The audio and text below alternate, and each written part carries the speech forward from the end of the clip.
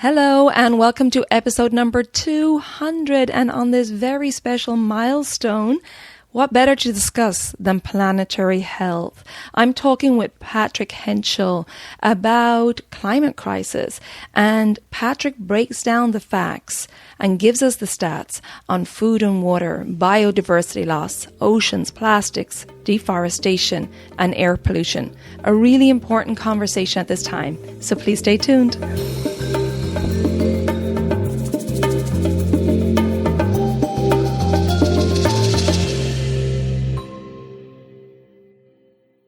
Hello and welcome to the Elements of Ayurveda podcast. I'm your host Colette, and I hope to educate and empower you to take charge of your health and well-being, preventing disease in the body and mind so that you can thrive in life. I will be sharing the holistic teachings of Ayurveda, the ancient healing tradition from India. I will also discuss topics like yoga, which is the sister science of Ayurveda, health and wellness, nutrition, fitness, and mindfulness practices, as well as interviewing lots of inspiring people along the way. My humble wish is to help you to connect to your true nature, to Mother Nature, and to help you to connect to each other. If you're new to Ayurveda, I recommend that you start by listening to the first couple of episodes where I do an introduction to Ayurveda and the mind-body types. Now, if you like the content, please subscribe to the show so the new episodes will automatically download for you to enjoy. I've also set up a new private community away from social media on my new website, Elements Healing and Wellbeing. Now, this community provides a safe space for like-minded people to come together, to connect, to share, and to support each other. And I have many other perks in this community as well, so check it out. I'll put the link in the show notes, or visit my website, elementshealingandwellbeing.com, and just click on the community tab in the menu. I hope you can join us. I'm looking forward to a lot more in-depth connection and conversation over there. And now, here's the show.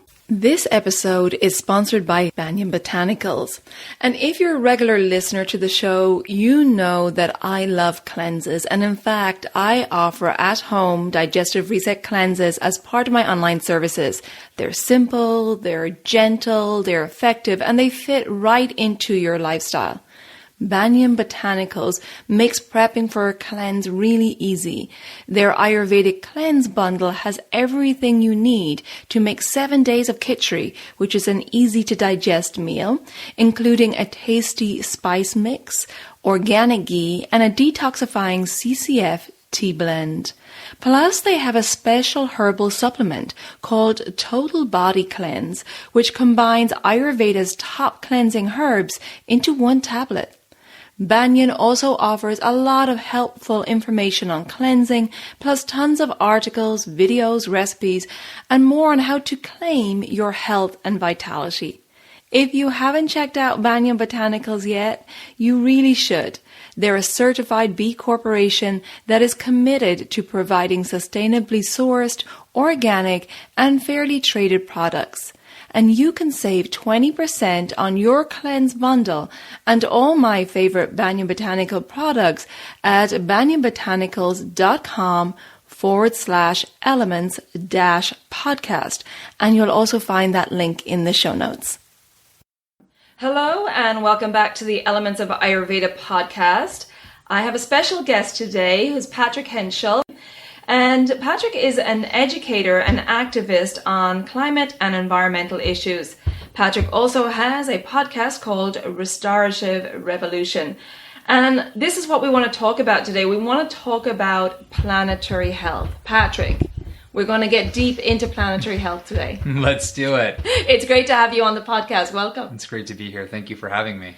Well, you know, Patrick, I've been wanting to do episodes on climate change and environmentalism for a long time because, you know, as we know, in the world of Ayurveda, we understand the importance of our connection to nature.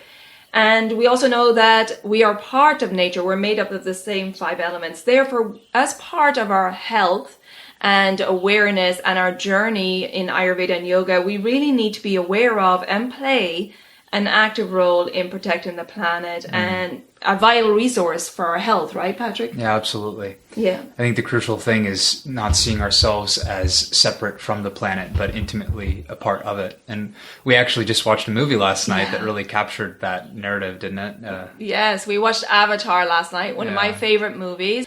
And so we're fired up to talk about planetary health today. I'm sure you've all seen it, but if you haven't, highly recommend you check it out. It really just puts everything in perspective. And I think it's so easy for us to get on with our lives and get busy in our world. And we hear about climate change and all these problems and, that we're on this very scary timeline. But this is what we're going to get into deep today. But before that, Patrick, I want to know, where did your passion for this work come from? Yeah, absolutely. I think you actually just brought it up a few moments ago, this idea that we can go back to business as usual quite readily, right? And that's something that I've experienced around this issue for years, because I, like everybody, was exposed to this to some degree growing up. I was a young teenager when Al Gore was running for office and climate change was talked about then. And then in college, I took obviously several classes about what was going on in the world. I was at a liberal arts school, so it was not hard to find those classes to take.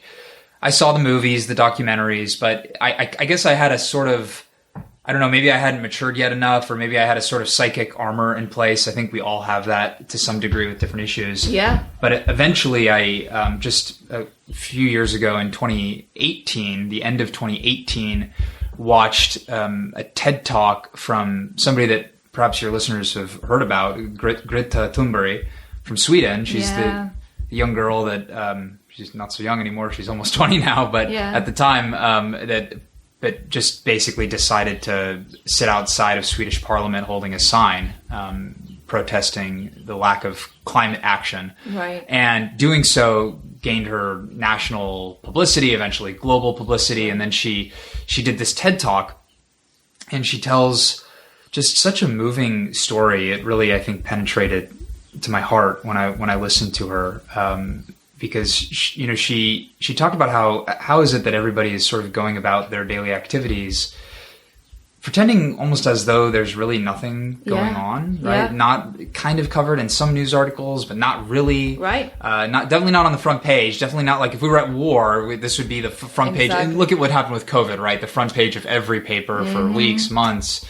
Nothing like that, and it created this tremendous dissonance in her. And for a long time, she was depressed about it. Right. But then eventually kind of roused herself from her depression and kind of came with this invigorated sense of purpose to begin educating about these issues, talking about them. How bad is it really? What's going on in the climate science literature? What's going on across all of these other related but each distinct ecological crises? And so then when she shared this story, she said, she's like, people like to talk about hope, but there's no hope really without action, right? Hope follows action in her view. And I kind of thought, okay, well, I guess this is the time for me to get up off my bum and start figuring out what I'm going to do about this. And that kind of set me on a course. Wow. Yeah, she's a very powerful statement, which started in her small town in Sweden. Exactly. Eventually it seeded the Fridays for Future school strike movement. And so to this day, kids that are engaged with this movement are encouraged to not go to school on Fridays. And it's oh, that's truancy. You can't do that. What's going to happen to our kids? And the kids are saying but what's going to happen to our world if we don't do this and continue to bring this to the spotlight, right? So it's still a thing. And she's had a number of sweeping, large, amazing protests over the last few years, including one where you had a turnout of over 1 million kids globally. Yeah, amazing. Marching in the streets and protesting, and there have been several. Yeah, so, you brought up the point that we're going on, as older adults are kind of going on with life as normal. It's almost like we can't get our head around this, how, what's going on. But also, why aren't those people in power? What's going on there? Why aren't they making the changes if they have the authority to do that, make big shifts? Yeah, I think there are a few elements to that. I think one is that we definitely shouldn't underestimate the scope and scale of this problem, right? It's some writers talk about it like a wicked problem because it's this whole tangle of related issues. Obviously, it interfaces with our economic system, with our political system, and our entire kind of utilization of energy to do everything that goes on in our lives depends on basically depends on these fossil fuels, which emit greenhouse gases as a byproduct, right? And then those have consequences downstream, which we'll talk about. Right. So it's a big issue, but we do have alternatives. We have renewable energies that we could be investing more in developing. Obviously, it's happening globally, but why hasn't it really gotten the kind of traction that's necessary to really push this agenda along, this transformative agenda along? I think that there are a few select actors at play here that profit immensely from the status quo and have for many, many decades. Right. We know that ExxonMobil, for example, knew about the devastating effects of climate change back in like the 1970s. And now we have a whole paper trail showing that they not only knew this, but they made very intentional decisions to mask the truth and to basically mount a propaganda campaign to either dissuade people from believing that climate change, specifically climate change caused by humans, was a thing. Either that or to just call it into question enough that people don't really have to think about it, right? So for a long time, you'd see these news organizations and the mainstream media, even more liberal outlets. I'm not even just talking about Fox News or something, CNN or MSNBC or whatever. These other outlets would they'd have a climate scientist on there talking about the research, but then they'd bring on somebody else to provide the other perspective. And it was sort of like framed in this way, well, it's fair and balanced. We need to provide the other perspective, both sides of the argument. And I think that this approach and this sort of kind of like tiptoeing approach and it's a type of political correctness, right? It's sort of decorum in favor of decorum. Has actually done a tremendous disservice because what it's done is it's given like a few people, 3% of climate scientists. When you do sort of aggregate research, you see that maybe 3% of climate scientists dissent from the idea that this is caused by humans, right? That there's an issue and that it's caused by humans. 97% of them are in agreement that this is a thing. With any other issue, we don't present both sides of the story, right? And if we do, we're going to frame it that way. We're going to say, no, this, like the science is not that it's not adaptable and changing and new information is not being added, but it's virtually settled on this. And yet they'd still bring people in. And that was all part of the propaganda machine to make it look like there were two sides to this conversation. Right. And so that's the bad news. And that happened for decades, this propaganda campaign. There's a great documentary called, Merchants of Doubt, from Naomi Oreskes, who's actually one of the primary authors on that paper that showed the 97% consensus statistic. But she does this amazing documentary where she highlights how the exact same people, the exact same think tanks funded by the Koch brothers, Heritage Foundation, all these super libertarian think tanks are basically the same ones that were active during the tobacco misinformation campaigns. So it's a similar kind of it's the same exact cover up they're doing. And they literally will juxtapose footage from like a tobacco hearing in front of the Senate with the climate hearing in front of the Senate, and it's like it's the same story. And so it's only a matter of time. And I think we're getting to that point where most media outlets, you're not seeing this sort of equal representation of these radically, one perspective has very little evidence in support of it, and the other one has a tremendous amount in support of it. And the comical thing, just to go on a little political tangent for a moment, is that the folks that like to call the climate science into question are the same folks that like to say things like facts, not feelings, right? That's like their kind of refrain. It's like, okay, if you really care about the facts, not feelings, are you going to listen to what the scientists are saying about this? Or are we just going to conveniently say facts, not feelings when it supports our political agenda? So that's long story short. It's been very intentionally blurred, this issue. But the research is clear. It's a serious issue. There's a ton of evidence indicating this, mountains and mountains of evidence, and in indicating what the consequences will be if we don't take dramatic action. Right, and the consequences are very alarming. And talking about facts, Patrick, let's get into it. We're going to highlight now some facts for you, and in reviewing them before, Patrick, they're quite intense, but this is the situation. This is reality. So I'd love to share some facts with where we are right now. Yeah, absolutely. So I just organized a couple of these pointers. They come from a collection of a few different sources. Some of them are primary sources. Some of them are secondary sources. Earth.org, National Geographic, the World Health Organization.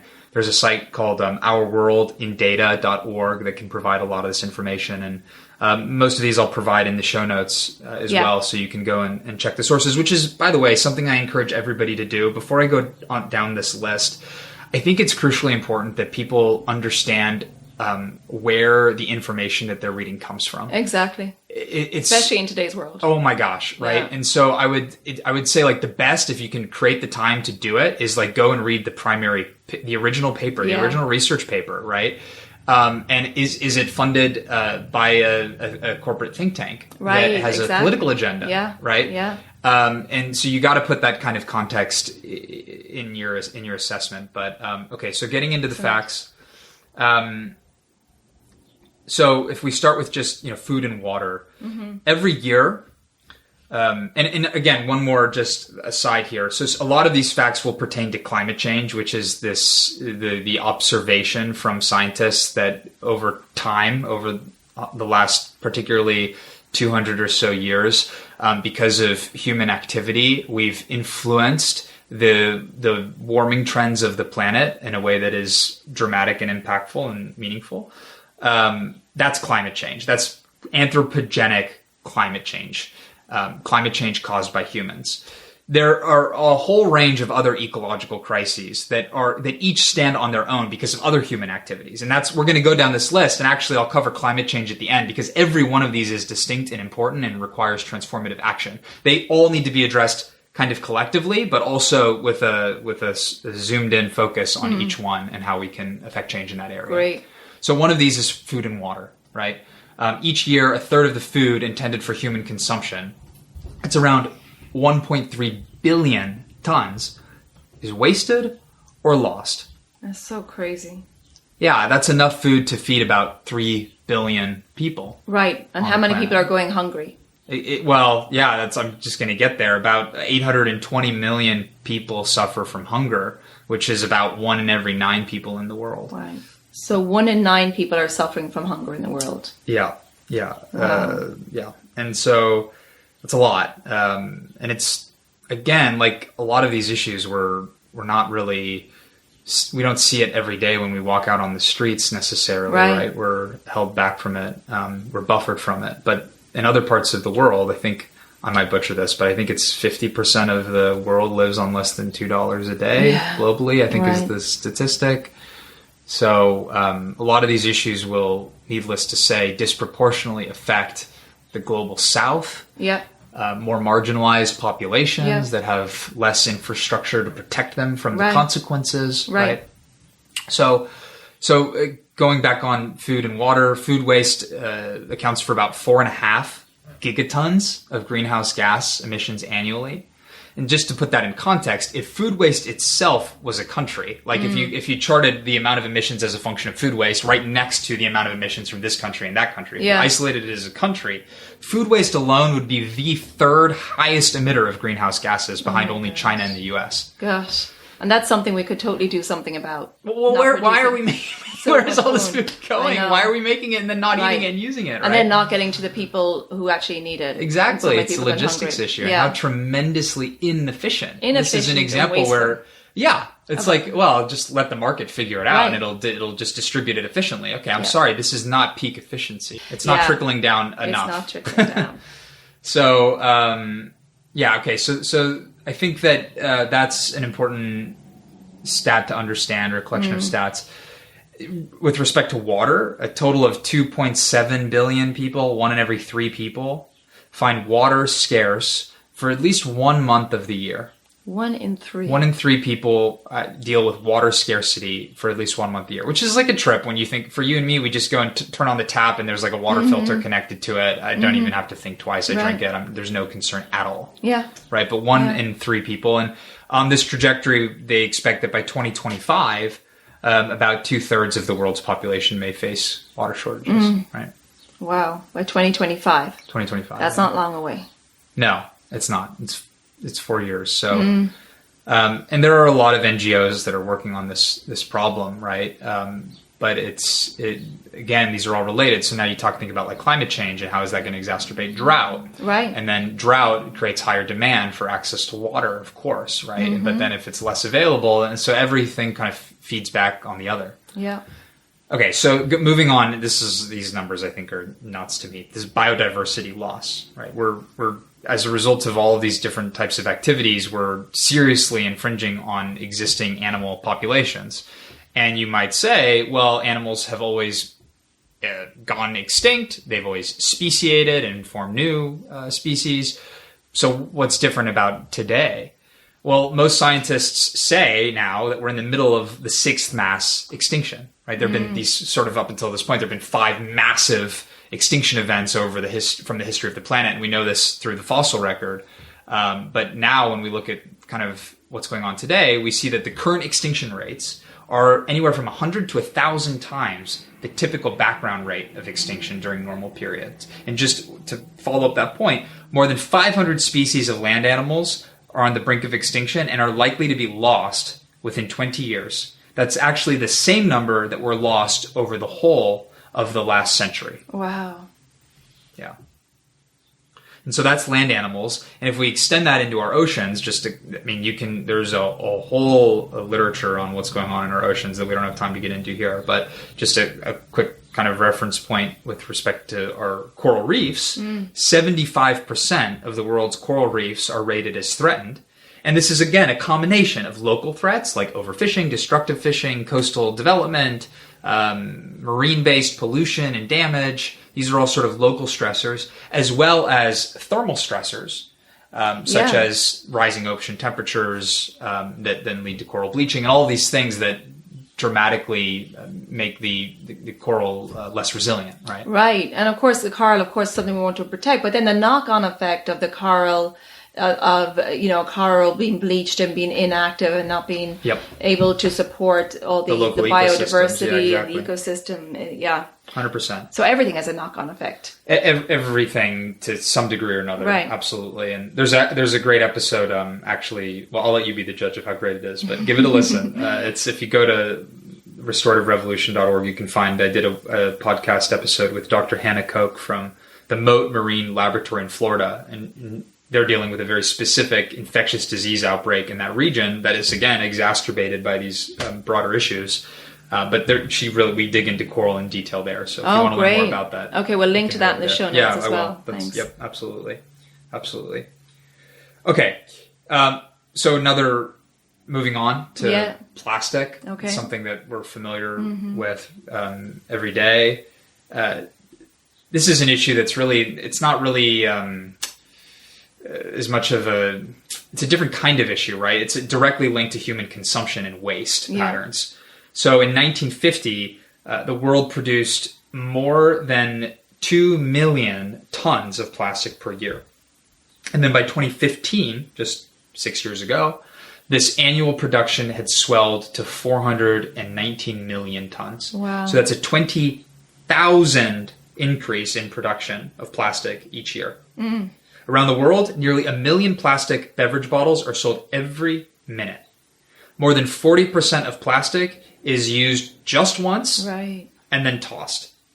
And then worldwide, 73% of litter on the beach is plastic. Filters from cigarette butts, bottles, bottle caps, food wrappers, grocery bags, and styrofoam containers, right? All of that, 73%.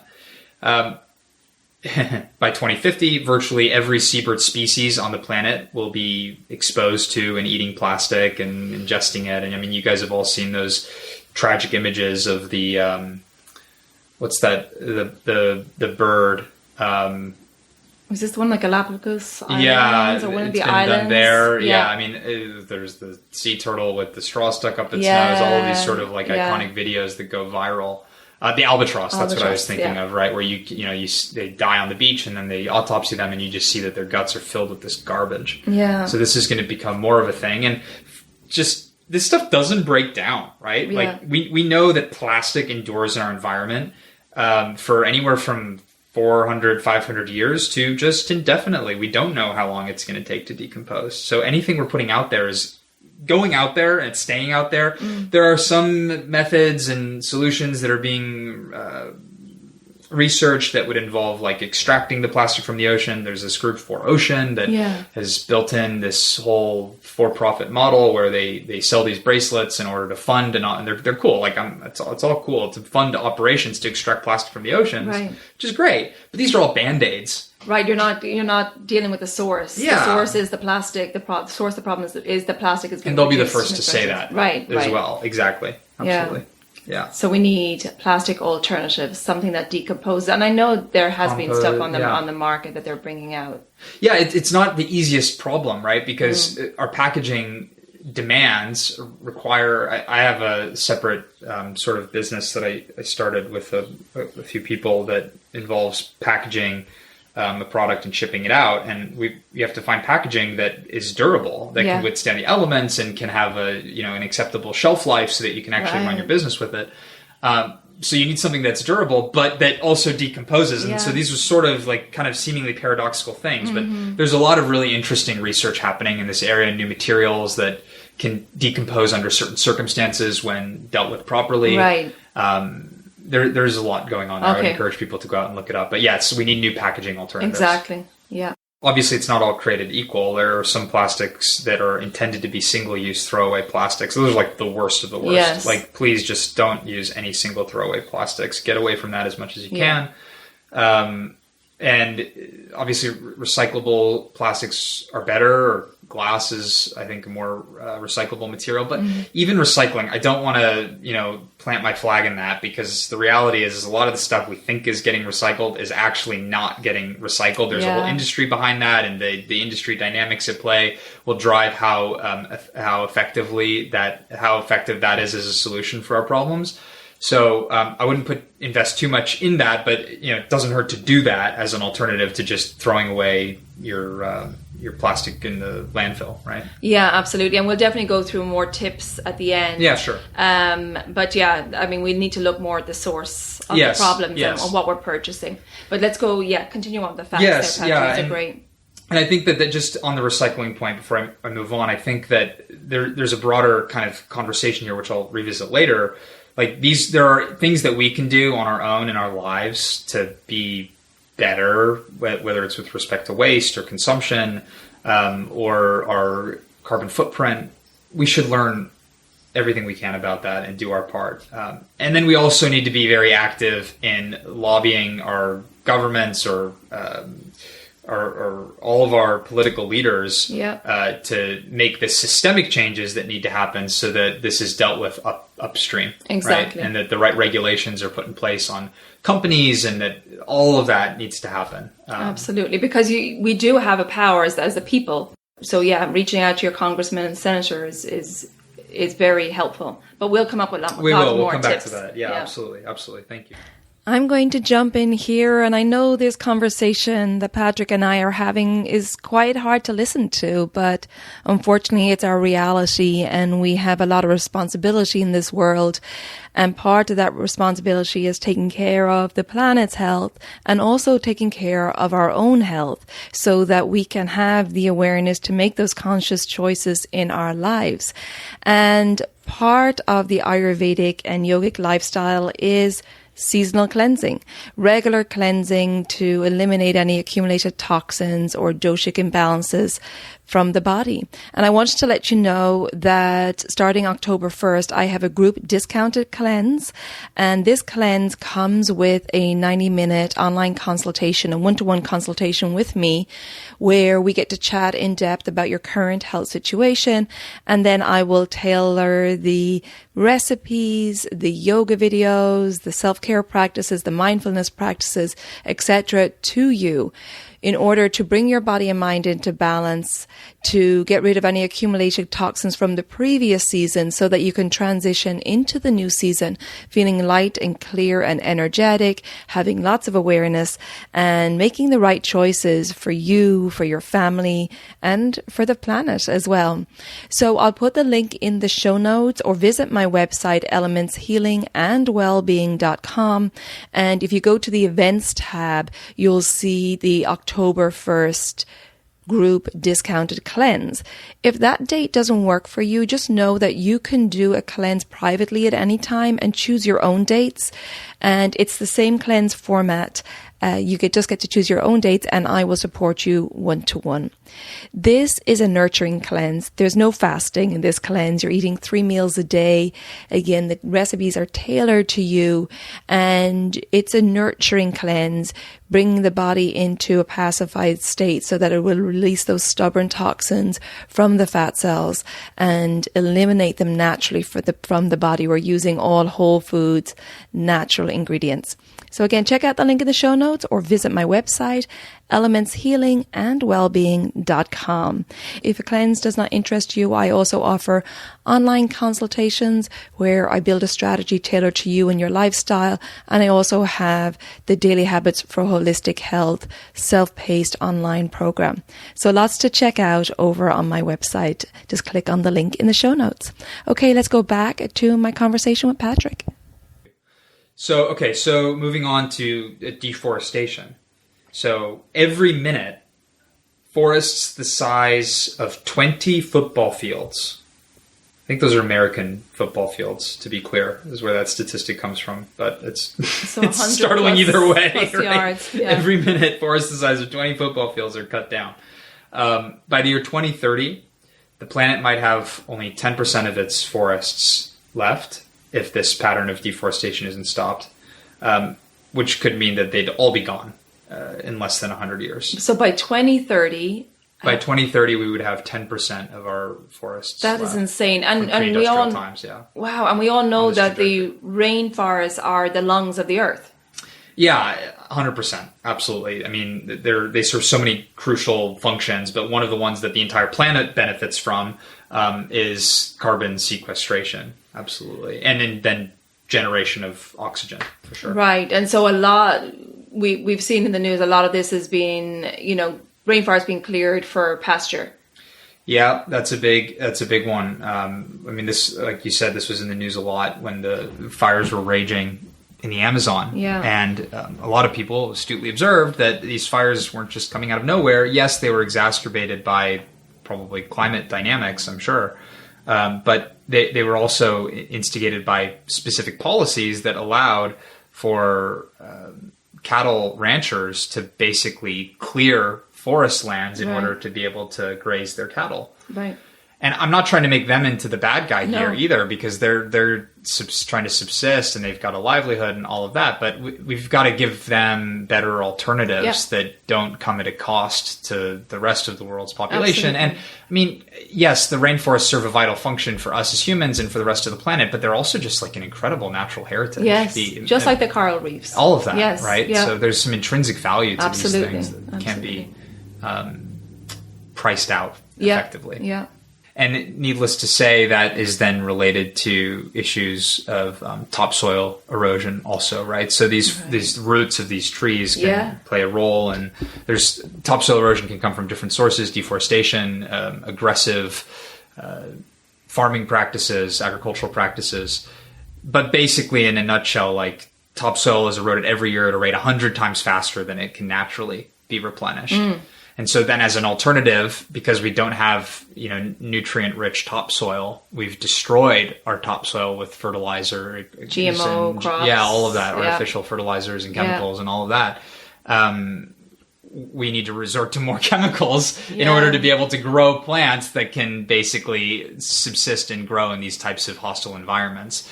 So there are a number of documentaries about that folks can watch. I'll put some of them in the show notes as well.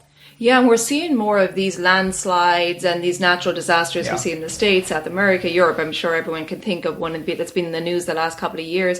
But like you were saying, the root systems are really important to hold that topsoil in place. Again, it all has a knock-on effect. Right.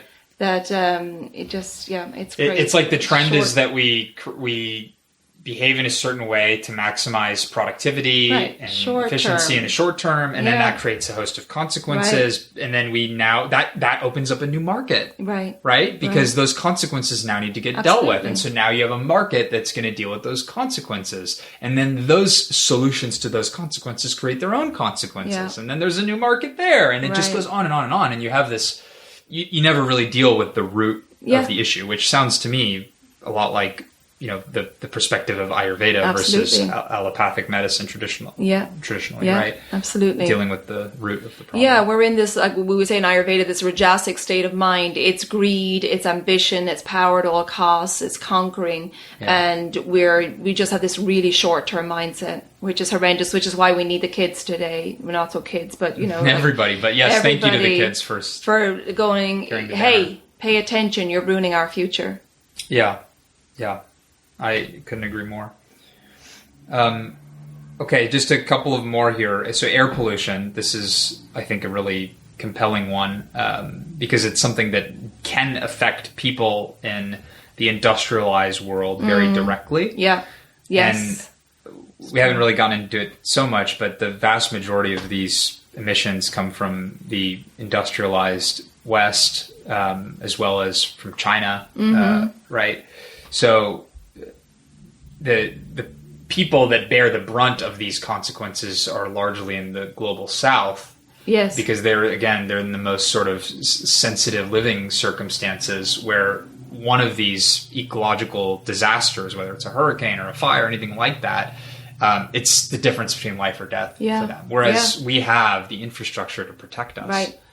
But air pollution is something where if you're living in a city and you contract a chronic condition, whether it's lung cancer or heart disease or stroke, like that affects everybody. We don't have the medical resources to really be able to deal with these problems once they get to that advanced stage. Yeah. So we know from the World Health Organization that an estimated 4 to 7 million people die each year from air pollution because of how it exacerbates these conditions that I mentioned, stroke, heart disease. It plays a direct role in exacerbating each of those conditions. Yeah.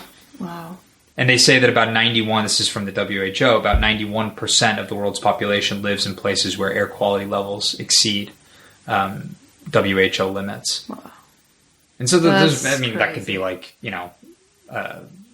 big cities, right? Yeah, big urban absolutely. Environments. And people are getting these diseases as they age. Yeah. And it's like, well, why did I get this? Well, it's always a confluence of things. It's your diet, it's your stress, it's your genetics, it's all these different factors. But now this is just one other environmental factor that you're adding to the stew. Absolutely. And so then the last round of stats I'll share, this is probably, if you've made it this far, then you're a champion and you haven't broken down crying on your couch. And if you have, then I'm right there with you, because I think that it's important to allow this information to really sink in and change the way that you perceive the world, because the world as we experience it day to day, the majority of us now that have sort of the privilege to be able to take the time to listen to this podcast, right? These consequences are not yet really hitting us hard. No. And they may never hit us to the degree that they're going to hit some of these other populations. But it's important, I think, for us to extend our sphere of empathy to others around the world, to say, okay, well, we have it great, relatively speaking. That's not true for everybody else. Yeah. And it's not true for future generations either. I mean, we're dealing with populations, if you think of it like laterally, populations around the world and how this is affecting them, but we're also dealing with future populations. Absolutely. And so this is a multidimensional wicked problem. Absolutely. And then for those of us who have the luxury of living in, in more wealthy areas of the world and where we have this infrastructure, we're creating a huge mass of the waste and the, responsible for a huge mass of the carbon output and so on. Yeah, we carry, I think, a disproportionate degree of responsibility. Those people that are most in power have the most responsibility to transform things. Absolutely. And so we have to do our part. And I don't think this is just some sort of like vacuous guilt complex at all based on our privilege. I think it's just a description of what is. We do have the privilege and the benefit and the industrialization, right? And so now it's like, okay, what does the research tell us about what's going on in the rest of the world? Time to do something about it. Absolutely. And I think it's, it's responsibility. Like in Ayurveda, we talk about taking responsibility for your own health instead of outsourcing that. We also have a responsibility for the planetary health. We're benefiting as being part of this one world family. And so therefore we need to give back. Yeah. It can't always be a one-way street, which is what's happening with the earth right now. Yeah. The planet, it's a one-way street. We've been taking resources, and now the planet is like, hey, I don't have an infinite amount of resources to give you. Yeah, absolutely. And we're going to do ourselves in, because once, there's an activist group, which I'll mention in a few minutes, in more detail, called Extinction Rebellion. And they've named themselves Extinction Rebellion for a reason, that there are some scientists that do talk about this in terms of extinction. Like, I'm not saying that that's the mainstream perspective, but there are enough that it's talked about in that way. And once we go extinct, if we go extinct as a species, if that really is how this thing concludes, the planet will keep orbiting the sun. It will keep spinning. Right. It will regenerate. The bacteria will have a big party. Yes, right? Absolutely. We'll all decompose, and it will regenerate itself. Right. Yeah, and so this is a question of human existence, and then of course also other animals that are then impacted by this as well. Yeah. Okay, so running through these stats here on climate change, right? Everything else was sort of all these other various ecological crises that may be exacerbated by climate change and all have their own sources and potential solutions. This is really climate change, this issue of global heating, right? The planet's average surface temperature has risen about 2.12 degrees Fahrenheit, or a little over 1 degree Celsius, since before the Industrial Revolution, which we're talking about really like the late 19th century, the late 1800s. So looking at that time relative to today, we're talking about an increase of about a little over 1 degree Celsius. More than half of that increase has taken place in the last 25 or 30 years. Wow. So you're talking, those are dramatically different timescales, right? So it gives you a sense of how this curve is shaped. Spiking. Yes, exactly. And so if we just continue with business as usual, we're tracking for about 3 to 5 degrees Celsius by 2100. And that's like if we're just doing what we're doing now with kind of existing practices in place. Now, the 2015 Paris Agreement, which we've all heard a lot about, of course, both back in 2015 and then in the last couple of years, because Donald Trump pulled us out of the Paris Agreement and then Biden re-entered as soon as he entered office. The Paris Agreement aimed to limit warming to 2 degrees Celsius by 2100. That's what its goal was. Right.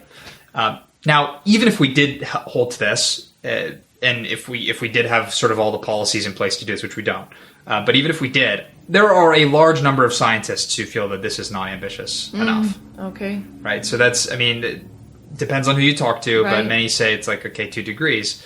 It's still going to be problematic.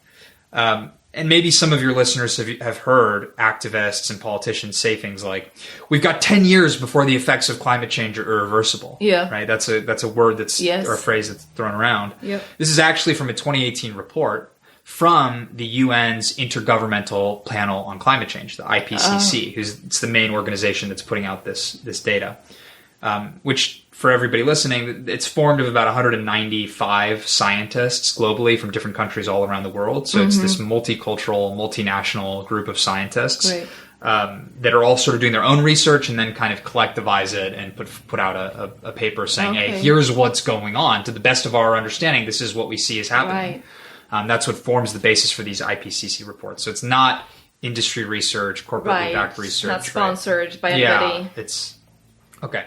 So the IPCC concluded in that report that basically they'd much prefer to limit warming to 1.5 degrees instead of 2 degrees by 2100 because it would avert some very dramatic consequences. And that in order to put ourselves on this trajectory, they projected that we would need to reduce emissions by 45% by 2030. So I know there are a lot of numbers here, but the takeaway is that we want to basically cut emissions by 45% by 2030, which puts us on a path to net zero by 2050, which restricts warming to 1.5 degrees Celsius by 2100. Right. Okay. And that's how we get within the confines of what that report projected. Right. And so this is not just about it's getting hotter, right? This, again, the knock-on effects of the planet heating up has huge environmental effects on, right? Do you have this? Oh yeah, absolutely. So no, absolutely. So this, as the planet gets warmer, there's a whole cascade of ecological consequences, right? So the one that people think about the most is rising sea levels. Yeah. We've got the image of the polar bear out on the iceberg and can't find food, and that's actually like a very real, devastatingly sad thing. I mean, it's a real issue, but that's just one of many issues, right? Sea level rise, which of course is driven by these shrinking glaciers and ice sheets. The Arctic and the areas that sort of are the coldest are affected the most dramatically by these changes in temperatures. Right. And also we've got ocean acidification, because that carbon dioxide gets absorbed into the ocean and acidifies the water, which has its effect on local, on animals and on coral especially. And then, of course, extreme weather events. If there's one takeaway for how climate change is going to affect the world, I would say the thing that people should grasp is that it's going to create more erratic weather patterns. Right.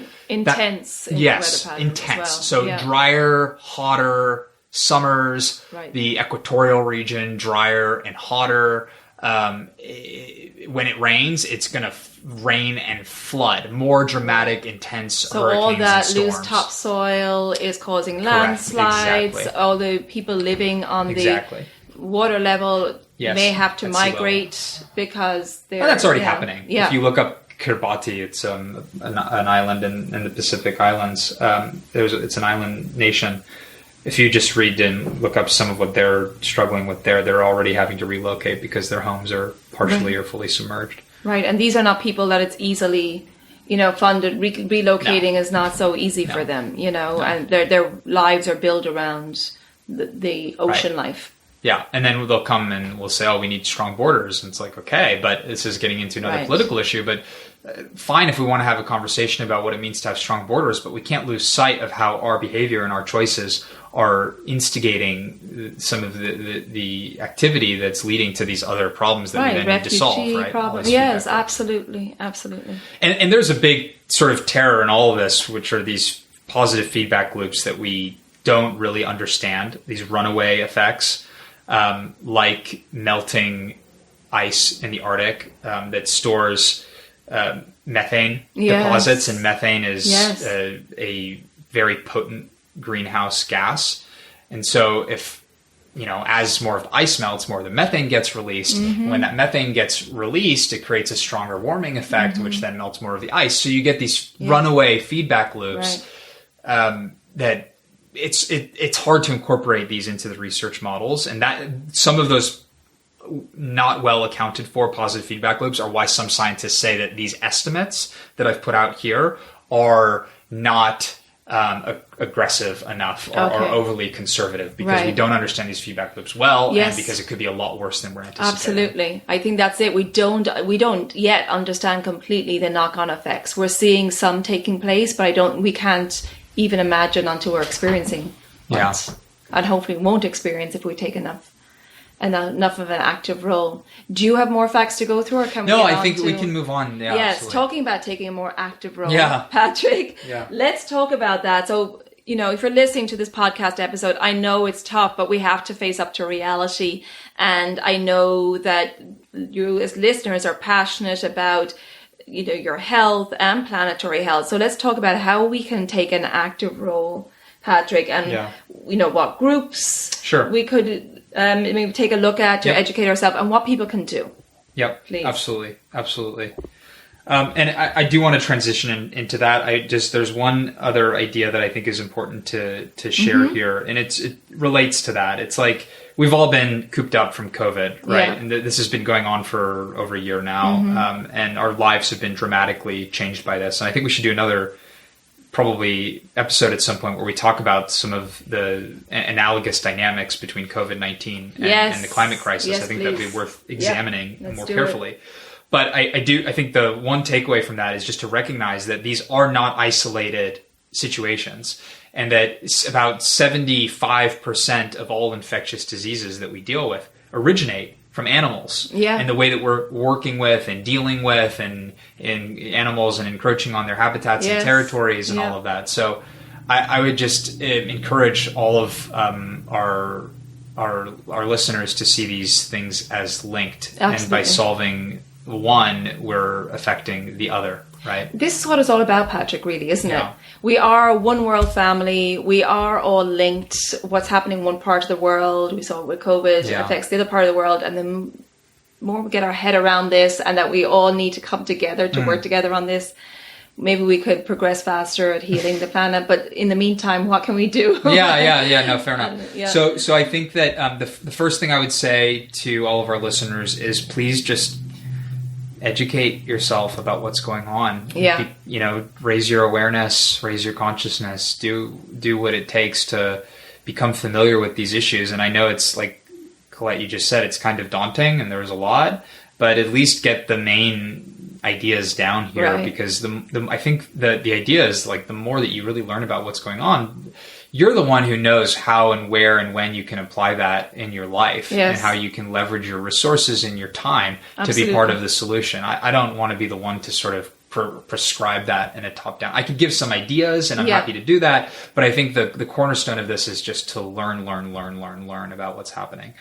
As far as, ideas, one is, I would say, like, you've got to break it into kind of two categories. One is outward activism and civic engagement and affecting things at a systemic level, right? This is a collective action problem. We need a large number of people to change their behavior, a large number of businesses and governments to change their behavior in order to really deal with this. So what does that mean? It means getting involved with organizations, activist organizations. In the US, I feel like there's 350 has been doing this for years, and they're great.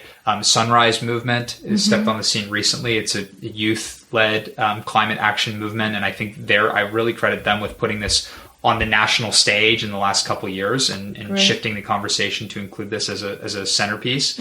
So Sunrise Movement is a big one.